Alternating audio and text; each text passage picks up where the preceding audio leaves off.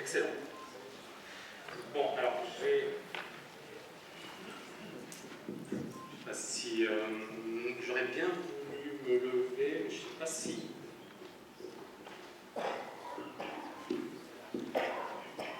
Ok, est-ce que vous m'entendez? J'aurais bien voulu... Alors, je ne sais pas s'il y a une personne... Bon, c'est pas grave. D'accord. Est-ce que je peux l'utiliser est-ce que c'est un micro-cravate ou pas? D'accord, donc je suis obligé de rester assis? D'accord, bon, pas grave. Bah, je suis désolé, moi c'est moi qui suis désolé. Donc je suis désolé, je vais rester assis. Est-ce que vous m'entendez bien? Super, j'aurais préféré me lever, mais bon, je vais peut-être, voilà, ça va être un peu plus magistral, un peu plus sérieux, mais l'essentiel c'est que le contenu soit là. Alors tout d'abord, un immense merci d'être venus aussi nombreux du monde entier. J'ai des étudiants à la... mais vraiment c'est incroyable, qui viennent de tous les coins de la planète, donc ça me fait un immense plaisir d'être aujourd'hui là parmi vous et de partager avec vous cette conférence.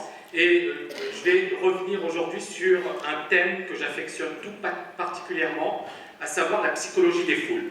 Pour moi, effectivement, c'est un thème qui est d'une grande importance parce qu'il faut le savoir, sur les marchés, le plus important, ce n'est pas de développer des modèles extrêmement sophistiqués. Le plus important, encore une fois, c'est d'avoir une bonne connaissance de soi, mais également une bonne connaissance des marchés, de la psychologie des foules. Donc la conférence, elle se focalisera sur la psychologie des foules, mais également sur les indicateurs techniques. Pourquoi les indicateurs techniques?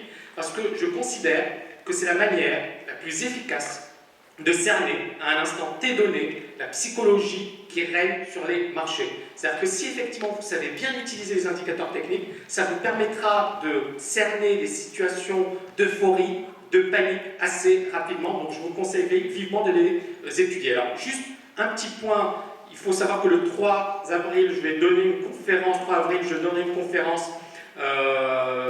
en ligne, hein, donc effectivement dans laquelle je vais revenir sur les différents styles de trading. Donc si vous voulez vous inscrire, vous allez sur le site tamicavage.com, donc je vous invite à vous inscrire en allant sur le site, et cette conférence devrait durer 2 heures, donc ça me permettra également de répondre à vos questions.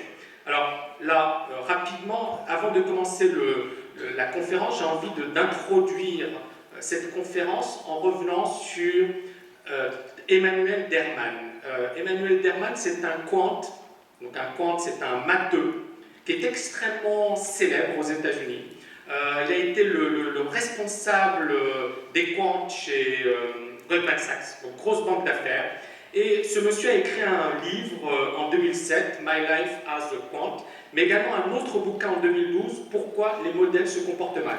Demain, je reviendrai un peu plus dans le détail sur le trading algorithmique, sur les robots, sur les points forts, mais également les faiblesses. Demain, je reviendrai sur comment construire un système de trading solide et comment justement il faut prendre en compte cette nouvelle donne. Parce qu'il faut le savoir, les marchés ont changé. Si effectivement, il y a 10 ans, il y a 15 ans, c'était avant tout des traders qui travaillaient depuis manuellement, de manière discrétionnaire, aujourd'hui on a de plus en plus de robots. Ces robots représentent parfois 50, 60, voire 80% des ordres transmis sur les marchés. Donc c'est considérable, ça a un véritable impact. Maintenant, cela ne veut pas dire que l'individu n'a pas d'avantage. Mais pourquoi on a introduit les robots? Et je suis désolé de diverger légèrement, mais c'est important de comprendre tout ça. Parce qu'un robot, ça coûte rien. Il y a le développement, il y a les machines, mais il ne fait pas grève, il n'a pas d'émotion, il est sympa, et en plus, ça peut rapporter gros. Donc, à un certain moment, beaucoup de personnes ont commencé à développer des robots. Et je ne sais pas si vous vous rappelez, j'ai publié un article en 2007 pour une revue spécialisée dans les black box. Et on m'avait posé la question des black box. Qu'est-ce que vous pensez des black box? Et je leur ai dit, ça me fait effectivement penser au mythe de l'alchimiste. C'est-à-dire cette situation où il suffit de cliquer sur un bouton et d'avoir effectivement tout ce qu'on touche se transforme en or. Donc effectivement, ce mythe de l'alchimiste, c'était un petit peu ça pour moi les quants. Et donc, c'était ce que j'avais dit à l'époque. Et là, je reviens sur ce monsieur Derman. Qu'est-ce qu'il nous a dit, ce monsieur? Il nous a dit, et cette phrase, je la trouve magnifique. En physique, vous jouez contre Dieu. Dieu ne change pas les règles très souvent. En finance, vous jouez contre les créatures de Dieu, des agents qui vont valoriser un actif en se basant sur des opinions éphémères. Donc, des créatures de Dieu, donc effectivement des hommes ou des femmes, qui sont dominés par leurs émotions, euphorie, panique, etc. Et donc ils vont se baser sur des opinions éphémères, c'est-à-dire qu'il n'y a rien de scientifique. Donc le problème des modèles, c'est que ces modèles ont pensé qu'ils pouvaient utiliser des sciences exactes sur les marchés, et que ces sciences exactes allaient leur permettre d'anticiper tous les mouvements. Ces mathématiciens ont oublié qu'il y avait toujours ce facteur humain et qu'on pouvait très difficilement le modéliser. Très difficilement le modéliser. Autre phrase de ce monsieur: les économistes n'ont rien compris au marché, ils se trompent en essayant de mathématiser à tout prix des phénomènes humains. Et alors, pourquoi j'aime beaucoup ce qu'il a écrit? Parce que c'était ce que j'avais écrit en 2007. Grosso modo, je n'avais pas dit en physique vous jouez contre Dieu, mais c'était la même idée. Et il a écrit ça en 2012. Pourquoi? Parce qu'en 2007, les quants étaient tout puissants. En 2012, ils se sont pris de grosses baffes et on a dit vous êtes à l'origine de la faillite du système. Et il a expliqué que les quants n'étaient pas du tout à l'origine de la faillite du système et que ce n'étaient pas les quants, mais c'était les politiques économiques, etc., etc. Mais je reviens sur ce point pour une raison précise. La conférence porte sur la psychologie, sur les indicateurs techniques. Donc il est important effectivement de savoir qu'est-ce qui fait bouger les marchés boursiers et pourquoi les marchés montent et baissent. Quelles sont les raisons à l'origine effectivement des mouvements boursiers? Et est-ce qu'un algorithme va nous permettre de tirer avantage sur les marchés? Mais je reviendrai sur cet aspect, donc là c'est juste une introduction, je reviendrai sur cet aspect plus en détail demain, durant la conférence de demain soir. Je reviens rapidement donc un petit peu sur la psychologie des foules, juste pour vous montrer l'importance. Là, c'est un petit exemple d'introduction. C'est un professeur d'une grande école de commerce parisienne qui, à un certain moment, fait une bourde monumentale. On a le titre Renault qui perd 50% de sa valeur. Et ce prof de finance nous explique, il nous dit que c'est impossible, que les marchés ont fortement baissé et que, justement, si on se base sur les simples fondamentaux, et là je reprends ses propos, il reprend la valorisation de Renault, il nous explique que Renault vaut 7,3 milliards d'euros en bourse, c'est-à-dire 2 années et demie de bénéfices, et il nous explique également que les usines de Renault valent 13 milliards d'euros, que les stocks de Renault avoisinent 7 milliards, donc si on prend les usines, si on prend les stocks, 13 plus 7 égale 20 milliards. Or, en bourse, Renault ne valait que 7,3 milliards. Nous sommes bien d'accord que Renault est sous-évalué. Donc, si on se base uniquement sur les fondamentaux, il fallait acheter Renault. Et c'est ce que ce monsieur a dit sur BFM, mais également dans pas mal de médias à l'époque. Et également, je me souviens, dans une conférence, il y avait tous les étudiants et à la fin, il avait été applaudi, à la fin de sa conférence. Qu'a fait le marché juste après? Il s'est effondré. On est passé de 50 euros à 10 euros. C'est un exemple précis, mais il y en a plein d'autres, de situations où il y a des aberrations. C'est-à-dire que les fondamentaux vous disent une chose et le marché fait autre chose. D'accord? Et donc, si on ne comprend pas, si on n'a pas envie de comprendre que sur les marchés, il ne faut pas se focaliser sur les nouvelles, sur les fondamentaux, mais sur le marché en lui-même, on n'a rien compris. D'accord? Donc le danger, encore une fois, de la plupart des opérateurs, c'est qu'ils...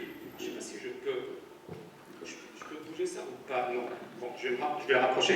Alors, le problème, alors je suis désolé parce que je ne peux pas me lever, donc le problème de pas mal d'individus, c'est qu'ils ne comprennent pas justement que le plus important sur les marchés, c'est la psychologie des foules.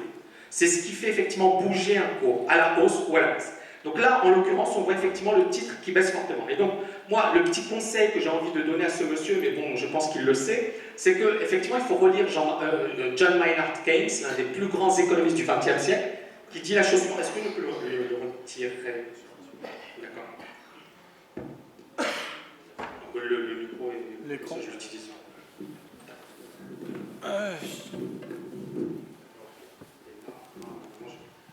Voilà, ok, parfait.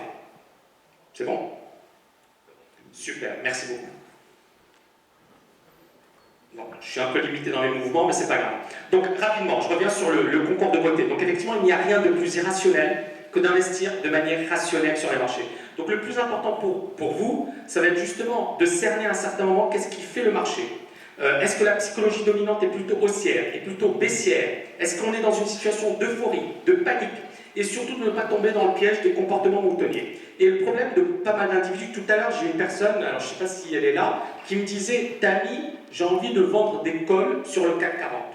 Et il m'explique, Tammy, le marché a déjà beaucoup monté, il risque de s'effondrer. À la fin de la conférence, je reviendrai sur les perspectives des marchés et je vous dirai quels seront les éléments pour anticiper un crack, d'accord? Mais à la fin de la conférence, on a le temps. Donc pour moi, effectivement, c'est une grossière erreur, parce qu'on ne peut pas rationaliser et expliquer ou justifier un mouvement boursier. On a une hausse ou une baisse, une hausse parce qu'il y a plus d'acheteurs que de vendeurs, et une baisse parce qu'il y a plus de vendeurs que d'acheteurs. Point. Et on peut avoir plusieurs raisons, mais le problème c'est que les raisons, elles arrivent toujours trop tard. Or pour nous, le plus important, c'est l'instant T. Qu'est-ce que je fais aujourd'hui? Qu'est-ce que je fais maintenant? J'achète, je vends, je reste à l'écart. Qu'est-ce que je fais? Donc il faut être capable de répondre à cette question. Et le problème, encore une fois, c'est que les individus tentent de rationaliser. Or, nous, on l'a vu ensemble avec les étudiants de la TKL, c'est qu'effectivement, parfois, il n'y a pas de logique, il n'y a rien à comprendre. Les marchés, depuis 2013, ne font que monter, et si on devait suivre effectivement les économistes, on aurait vendu depuis pas mal de temps.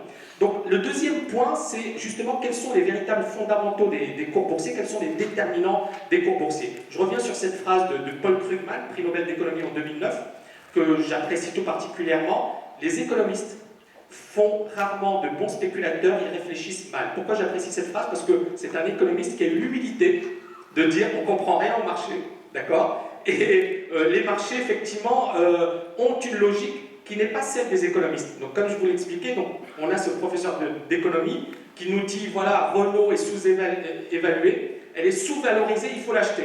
Le marché s'est effondré. Or, un bon trader n'aurait jamais acheté ce titre. Donc, effectivement, quels sont les véritables déterminants? Là, je reviens sur une expérience rapide réalisée par 3 économistes américains, Smith, Suchanek, Williams. C'est une expérience extrêmement célèbre. Dans cette situation, on donne aux individus la valeur fondamentale. On leur dit, voilà, ça vaut tant. La valeur fondamentale, c'est-à-dire la véritable valeur d'un actif financier, est de 100, et le cours boursier est de 100. Dans un monde parfait, donc on a normalement des individus qui sont rationnels, qui prennent les meilleures décisions, le cours aurait dû faire du surplace. Aucun acheteur, aucun vendeur. Pourquoi? Ça ne sert à rien. Le cours est bien valorisé. Qu'est-ce qui se passe? Dans un premier temps, on assiste à une bulle spéculative, et dans un deuxième temps, on assiste à un krach boursier. Et donc ça prouve une chose, encore une fois, c'est l'importance de la psychologie sur les marchés. Je reviens rapidement sur le cas du titre Yahoo. Regardez, en 1997, le cours de Yahoo valait 1 $. En 2000, il valait 125 $. En 2001, il valait 4,5 $. Où est la rationalité? Où est la logique? Est-ce que sur le plan fondamental, on peut justifier ces mouvements? Il n'y a aucune justification sur le plan fondamental. Et celui qui vous dit le contraire n'a rien compris. Un autre exemple, rapidement, eToys, Toys R Us. On a 2 entreprises. Une entreprise qui est une start-up, qui a un chiffre d'affaires de 30 millions $, qui a 0 magasin, qui a une perte de 28 millions $. On a une autre entreprise qui a un chiffre d'affaires de 11 milliards, qui a 1156 magasins, un profit de 376 millions $. Sur le plan fondamental, Toys R Us explose eToys. Pourtant, en bourse, eh bien, en 1999, eToys valait 33% de plus que Toys R Us. Et on est bien évidemment sur des actions. Il y a des gens qui sont quand même, entre guillemets, sensés, qui achètent en se basant sur des raisons, d'accord, solides. Et bien là, on a vu une folie, une déconnexion totale des cours boursiers avec la réalité économique. En 2001, eToys chute et fait faillite. Donc, les personnes qui effectivement n'intègrent pas la dimension psychologique dans l'analyse de marché, dans l'anticipation, dans la prévision, elles ratent quelque chose qui pour moi est considérable. Donc il est vraiment, et je dirais que c'est fondamental, d'intégrer la dimension psychologique. Donc les raisons qui font effectivement qu'un cours monte ou baisse sont nombreuses. Première raison, c'est les raisons d'ordre fondamental. Les fondamentaux, c'est l'offre et la demande, c'est l'économie, les nouvelles, etc., etc. Ce que je vous ai expliqué notamment avec le cas de Renault. On a des raisons d'ordre psychologique. Et dans ces raisons d'ordre psychologique, on a ce que l'on appelle la rationalité mimétique. C'est-à-dire que quand ça monte, qu'est-ce qui se passe? Tout le monde achète parce qu'on considère que la hausse va se poursuivre. Quand ça baisse, tout le monde vend parce qu'on considère que ça va se poursuivre. Et c'est ce que l'on a eu en 2000, durant effectivement, avant le krach des valeurs technologiques, 99-2000, on a eu une forte accélération des valeurs. Pourquoi? Parce qu'il y a eu ce comportement moutonnier. Tout le monde à l'époque se disait ça va continuer. Tout le monde se disait c'est le moment d'acheter, c'est le meilleur moment d'acheter. Tout le monde disait à son voisin, tu n'as pas acheté de valeur technologique, tu n'as rien compris. Et c'est ce mouvement de folie qui a expliqué la hausse des cours. Et c'est également ce mouvement de folie qui a expliqué l'effondrement de certains cours boursiers. Donc on voit que la psychologie est omniprésente sur les marchés financiers et qu'il s'agit de la comprendre. Alors il y a une théorie économique qui est assez présente en France, mais également un peu partout dans le monde, c'est la théorie des conventions. André Orléans, je ne sais pas si vous le connaissez, mais c'est quelqu'un qui est quand même assez réputé, directeur de recherche au CNRS, qui a écrit pas mal de bouquins sur les bulles spéculatives. Et il explique que justement, dans une situation d'incertitude, on va rechercher des références, ce que l'on appelle la déconvention. D'accord? C'est quoi une convention? C'est effectivement une valeur communément admise. Et c'est cette valeur qui va nous permettre effectivement de nous référer. Donc, par exemple, prenons le cas des valeurs technologiques. eToys, on savait bien que ça ne valait rien. Mais comme les autres l'achetaient, on se disait, ben, comme ils l'achètent, et comme effectivement eToys, ça va exploser et ça va écraser Toys R Us, eh bien il faut l'acheter. Même si sur le plan de la stricte logique, eToys ne valait rien. Et sur le plan fondamental, il ne fallait surtout pas l'acheter. Mais le fait que les autres l'achètent nous incitait à l'acheter. Donc on voit bien encore une fois l'importance de la psychologie et le fait que ça influence les décisions. Et donc pour nous c'est important. Pourquoi? Prenons le cas l'année dernière du DAX. Et je pense que, encore une fois, cette conférence et ce cours est extrêmement important parce que si on n'a pas compris ça, on n'a rien compris en trading. L'année dernière, j'avais beaucoup de personnes qui me disaient ça va se casser la gueule. Les indices vont baisser, les indices vont baisser, les indices vont baisser. Tout le monde, vous prenez n'importe quel économiste, vous prenez même des analystes techniques, il y en avait pas mal, qui vous disaient ça va baisser. Et